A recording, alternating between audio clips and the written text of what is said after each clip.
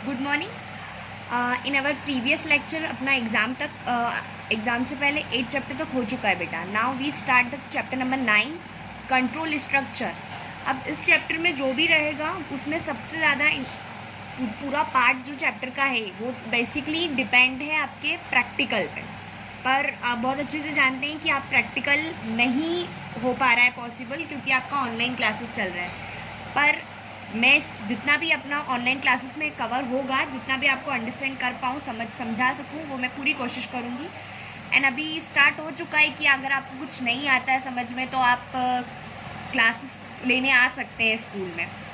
तो कोशिश करिएगा कि आप आ पाएँ अगर पॉसिबल हो तो, अगर आपको कहीं प्रॉब्लम आ रही है तो। वरना मैं ऑनलाइन क्लासेस में पूरी कोशिश करूँगी कि आपको समझ में आए। पर प्लीज़ अगर कहीं प्रॉब्लम आ रही है तो आप क्लास में आके मुझसे पूछो, क्योंकि इसमें ये चैप्टर पूरा बेसिकली हमारा प्रैक्टिकल पे ही बेस्ड है। Okay, now decision structure. Decision making structure है one or more condition to be the evaluated और tested by program. Decision structure में बेसिकली क्या होता है, जैसे आप 11th में भी पढ़ चुके होंगे कि लूप्स पढ़ा होगा आपने, है ना, इफ एल्स पढ़े होंगे, फॉर लूप पढ़ा होगा, डू वाइल, ये सब आप पढ़ चुके हैं ऑलरेडी 11th में। बस उसका वैसे ही पढ़ना है और थोड़ा सा उसका एडवांस वर्जन पढ़ेंगे अपन, बाकी कुछ ज़्यादा नहीं है।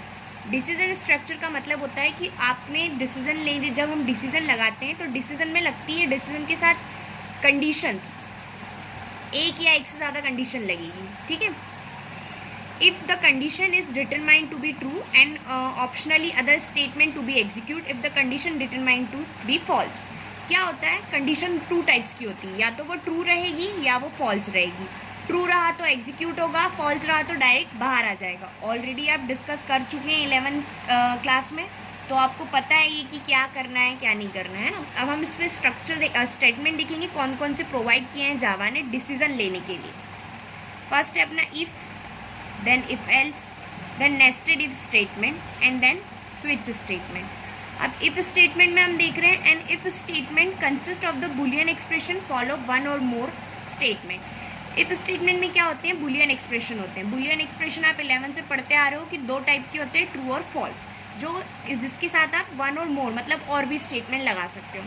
अब if else स्टेटमेंट क्या होता है, in if statement can be follow by the optional else statement. If statement में क्या होता है, अगर एल्स क्या रहता है इसके अंदर, ऑप्शनल रहता है, मतलब अगर आपको करना हो तो आप लगा सकते हैं। एंड बुलियन एक्सप्रेशन क्या होता है इसके अंदर, फॉल्स, मतलब एल्स पे कंडीशन कब जाएगी, जब ये स्टेटमेंट फॉल्स हो जाएगा तो वो एल्स पे आएगा, ठीक है।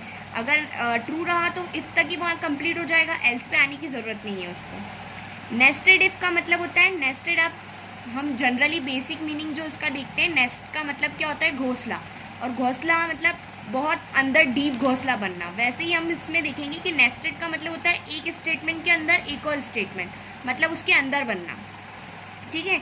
यू कैन यूज इफ और else if statement inside the if, मतलब इफ और एल्स को हम किसके अंदर बना रहे हैं, इफ स्टेटमेंट के अंदर बना रहे हैं ना, क्योंकि नेस्टेड का मतलब यही होता है कि एक के अंदर एक। अब है switch statement. A switch statement allow the variable to be tested or equally against for the list। switch statement क्या होता है, allow to variable to be tested, इसके अंदर वेरिएबल टेस्ट किया जाता है। और switch का बेसिक मीनिंग हम देख लेते हैं। स्विच करना मतलब अगर हम 2 का टेबल कर रहे हैं तो 2 1 जा 2, 2 2 जा 4, 2 3 जा 6, 2 4 जा 8।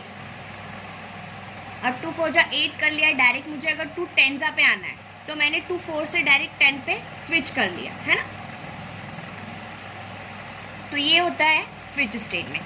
बेसिक चीज़ आज हमने पढ़ी है। नॉर्मल मैंने आपको चैप्टर का इंट्रो बताया है कि हम इसमें डिसीजन स्ट्रक्चर पढ़ेंगे, जिसके अंदर हमको स्टेटमेंट पढ़ने पड़ेंगे, और स्टेटमेंट हमारे फुल्ली डिपेंडेंट है बुलियन एक्सप्रेशन पे, जो कि बुलियन एक्सप्रेशन होता है सिर्फ 2, ट्रू और फॉल्स, ठीक है। आगे बात समझ में। अब आगे इसके हम जो भी पढ़ेंगे वो इसी बेसिस पे पढ़ेंगे। ऑलरेडी आप पढ़ चुके हैं 11th में, तो थोड़ा सा उस चीज़ जो पढ़ चुके हैं उसको याद करने की कोशिश करना, जो दिमाग में कहीं बैठा हुआ है ना उसको उस पर से धूल हटाने की कोशिश करना, तो आपको समझ में आता जाएगा। और नहीं समझ में आया तो मैं बोल चुकी हूँ कि आप स्कूल में आके जो हमारे इसके फॉर एग्ज़ाम्पल यहाँ हमारे ये जो प्रोग्राम बने हुए हैं या सिंटेक्स बने हुए हैं, इनको समझने की कोशिश करेंगे। Okay, thank you.